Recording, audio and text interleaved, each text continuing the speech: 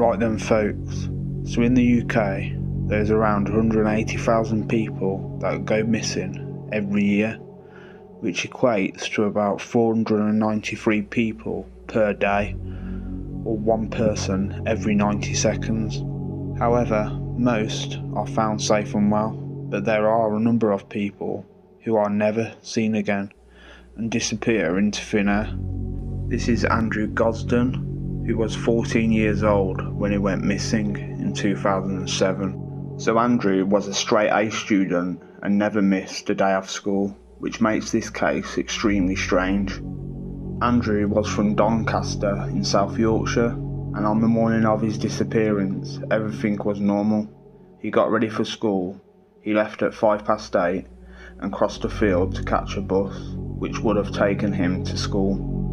But instead of going to the bus stop, Andrew decided to go to the petrol station where there was a cash point, and he withdrew £200 from the £214 that he had in his bank account. Andrew then made his way back home and changed out of his school uniform and put on some casual clothes. Now this is very unusual because Andrew has never missed a day of school. Andrew then went to the train station where he bought a one-way ticket to London. Now he was offered a return ticket for an extra 50p, but strangely he refused. The ticket person later told the police that she even offered the return ticket to him again, just in case he decided to return. But for the second time, Andrew refused. At 9:35 AM, he was witnessed boarding a train to King's Cross. A lady who sat next to Andrew said he was very quiet and just playing on his handheld computer console. When the train arrived at King's Cross in London at 11:20 AM, this is the last known CCTV footage of Andrew.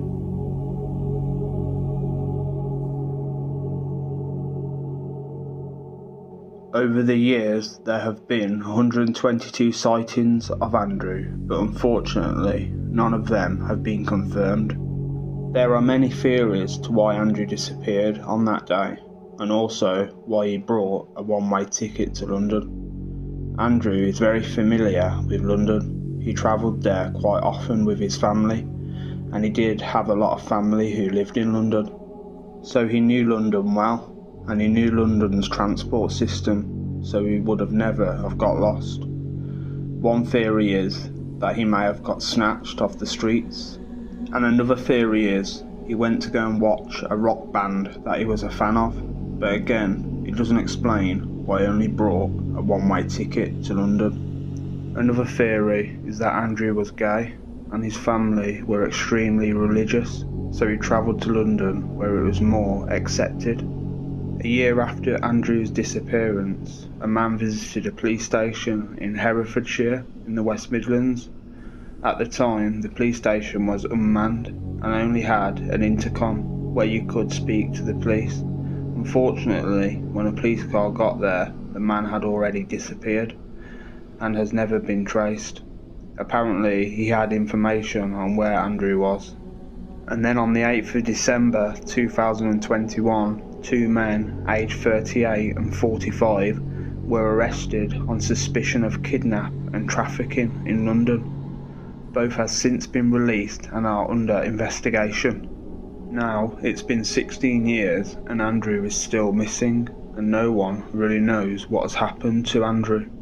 But hopefully one day the truth will come out. The disappearance of Luke Durbin. 19-year-old Luke Durbin went missing in the early hours on Friday the 12th of May 2006. Luke from Hoseley had gone for a night out with friends in Ipswich on Thursday 11th of May 2006, leaving his mobile phone and other personal belongings, including his motorbike, at a friend's house in Woodbridge. He went to Zest's nightclub in Ipswich with friends, but became separated from them during the evening. He was reported missing on Saturday the 13th of May 2006 after he failed to return home. From the start, police were concerned for his welfare. It was very out of character for him to go missing and to be out of touch with his mum and sister for any length of time. Through inquiries via CCTV in businesses and Ipswich Borough Council and other information gathered, officers traced Luke's path from Zest nightclub via Ipswich railway station and then to a taxi rank, where he made attempts to get transport home. However, these were not successful, so he made his way back towards the town centre bus station. The last confirmed sighting of Luke is on CCTV close to the bus station around 4 AM on Friday the 12th of May 2006.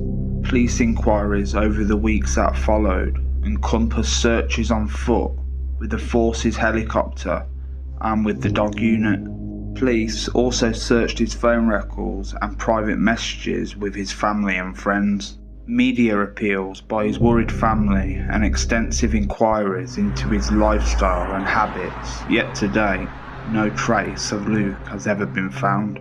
Suffolk police have described Durbin's disappearance to be one of their most baffling cases. Luke Durbin has now been missing for 17 years, 7 months and 27 days. If anybody has any information about this case, please call Crime Stoppers on 0800 555 111. So our next missing person is Corrie McKeague, who went missing in the early hours of September 24th, 2016. He was last seen on Bury Street of Edmonds area of Suffolk in England. So Corrie was born in Scotland, Perth, on the 16th of September 1993 and disappeared on the 24th of September 2016, aged at just 23 years old. In 2013, Corrie joined the RAF regiment, where he was a senior aircraftman, gunner and medic. At the time of Corrie's disappearance, he was in a long-term relationship with his girlfriend, and neither of them knew she was pregnant at the time. What I'm going to show you next is the CCTV footage of Corrie just before he disappeared.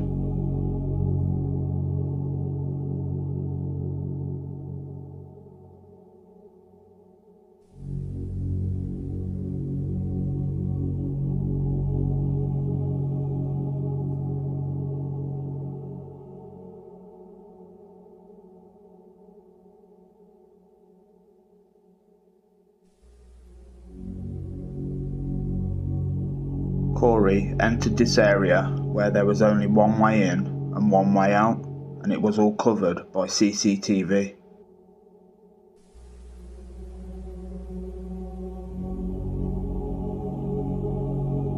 It is believed that Corrie climbed into one of these bins in the cul-de-sac, and 45 minutes later, a bin lorry came to empty it.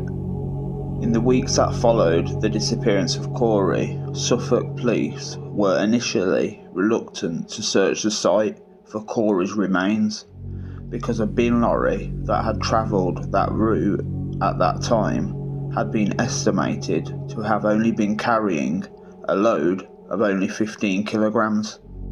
However, in March 2017, the police discovered that the lorry had a significantly larger weight of more than 100 kilograms.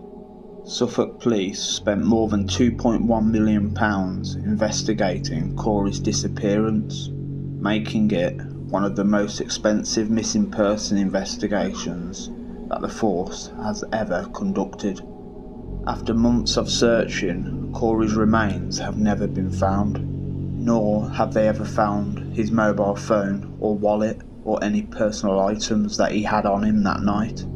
On the night of the disappearance, Corrie had briefly slept in a doorway before heading into the cul-de-sac where his car was parked nearby, which was a mystery to why he didn't choose to sleep in his car and instead picked to sleep in a rubbish bin.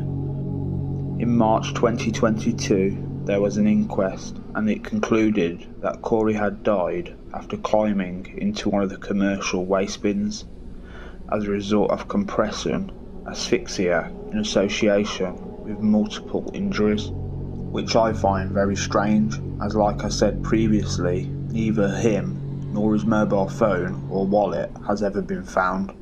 The disappearance of Russell Bowling.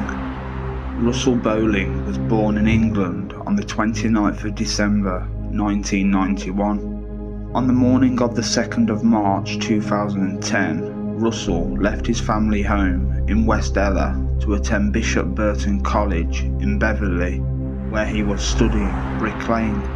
It is not known if he actually attended college that day, but his Renault Clio was found 45 miles away at Benton Cliffs, near to a former RAF bunker at Benton on the East Yorkshire coast.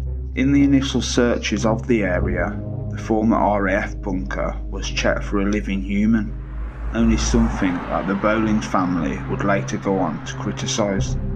The Humberside Fire and Rescue Service undertook their first search using heat-sensitive cameras and torches, which would have been ineffective if Russell was not alive at that point.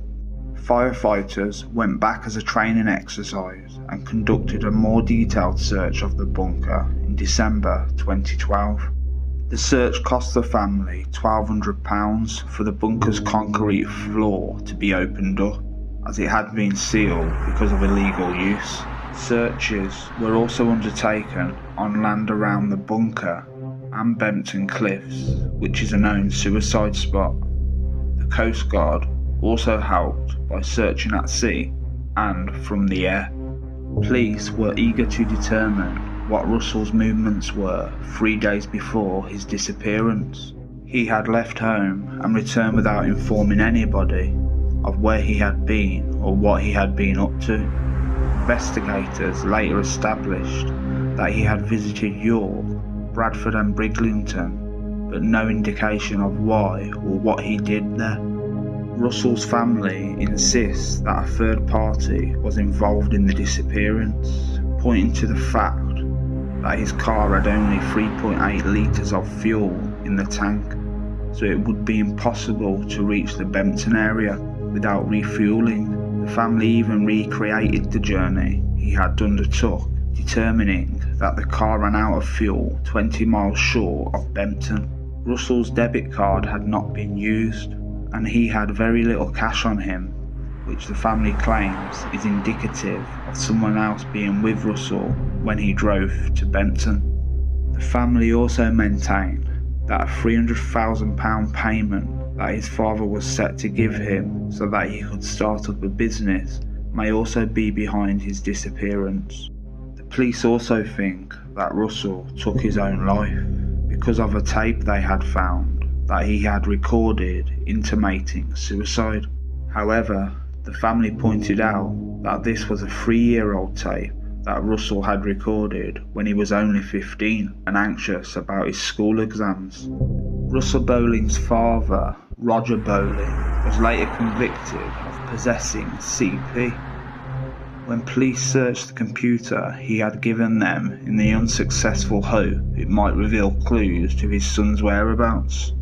Russell Bowling has now been missing for 13 years, 10 months and 12 days. His disappearance remains unsolved and a body has never ever been found. If you have any information on this case, please contact Crime Stoppers on 0800 555 111. This is Allan Bryant Jr. Allan, who was 23 when he went missing, was last seen leaving Styx nightclub at 2:02 AM, which is approximately a 1-mile walk away from his home. Early that evening, Allan had walked with friends to an engagement party at Leslie Golf Club from his home in Ednam Drive. They arrived at the golf club at around 9 PM and left about midnight, when they travelled by minibus to Six nightclub. Allan and the group arrived at the nightclub shortly after. What you will see next is the last footage of Allan seen alive at 2:02 AM.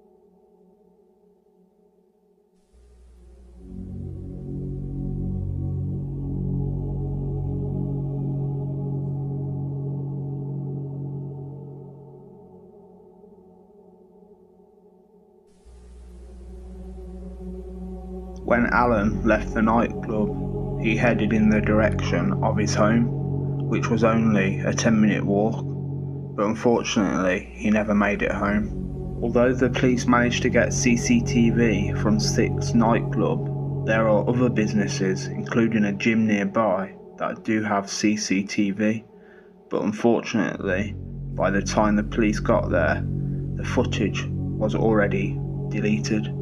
Allan's parents, Allan Sr. and Marie, have never given up hope in finding answers as to what happened to Allan. But nearly 10 years on, unfortunately, nothing has been found, and there is just no answers as to what exactly happened. There is also a £20,000 reward for any information to find out exactly what happened to Allan. This is Damian Vernon. Damian Vernon was last seen on December 8th, 2014. Mr. Vernon, who was 32 years old at the time of his disappearance, and he was from Briglington on the East Yorkshire coast. He was last seen on Monday the 8th of December 2014, which is when he is reported to have travelled to Wakefield in a blue Vauxhall Corsa, registration number YH51 FLL. Investigations have not found any sightings of Damian since he left his vehicle on Sycamore Street in Wakefield. He is described as white, 6 feet tall, with a slim build and short wavy light brown hair.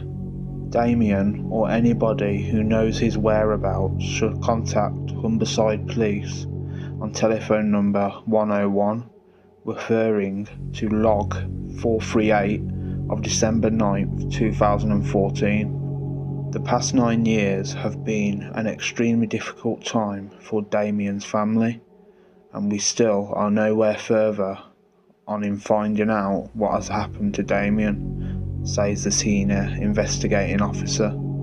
There is no suggestion that criminal activity led to Damian going missing, and we are keeping an open mind about his disappearance. The case will be kept open as a long-term missing persons inquiry. The disappearance of Janette Tate.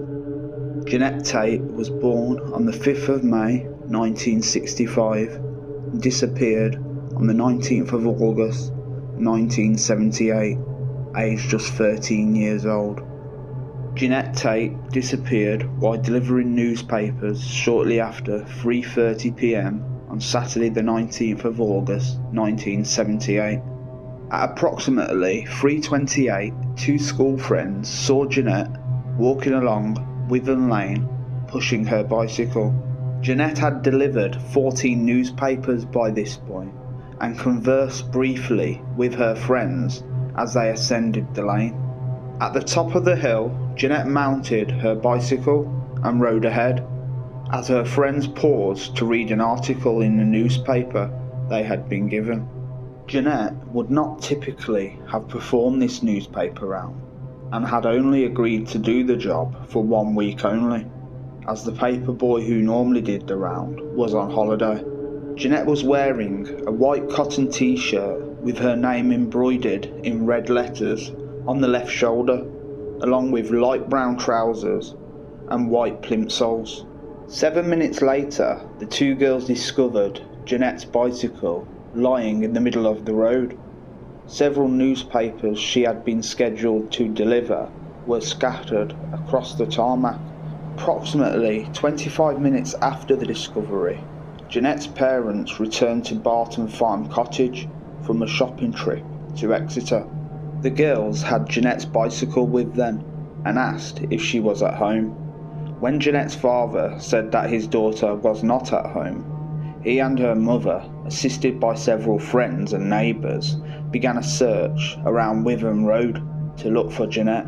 At 5 p.m, John Tate reported his daughter missing to Devon and Cornwall Police. Within hours of Janette's disappearance, police mounted an extensive search. 70 uniformed policemen and 50 detectives from Devon and Cornwall Police, assisted by many more officers, from Avon and Somerset Police were assigned to the search. Aylesbury area was searched by underwater search units, and search dogs assisted the police in their search of surrounding terrain. Despite the police investigation and a search of the surrounding countryside involving thousands of officers and volunteers, Janette Tate's disappearance remains unexplained. Police have amassed more than 20,000 index cards in a filing system related to the case, which is stored at the Devon and Cornwall Police Headquarters. Child murderer Robert Black was also questioned over Janette's disappearance, but CPS stated there was insufficient evidence to charge Black with Janette's murder. Janette Louise Tate has now been missing for 45 years, 4 months and 26 days. For any information anyone has on this case, please contact 101 or call Crime Stoppers on 0800 555 111. The disappearance of April Fabb. April Fabb was born on the 22nd of April 1955 and disappeared on the 8th of April 1969. She was an English schoolgirl, aged 13 at the time of her disappearance, and from Norfolk in England.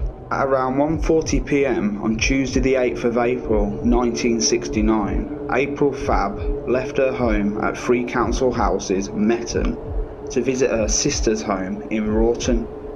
She was travelling by bicycle. She had a packet of 10 cigarettes and a handkerchief in her saddlebag. She was planning to deliver the cigarettes as a birthday present to her brother-in-law. Just after 2 p.m, she was seen cycling along the country road towards Wroughton, and then at around 2:15 p.m, her blue and white bicycle was seen lying in a field near Metton by 2 Ordnance Survey workers. A passing motorist later took the bicycle to the police station.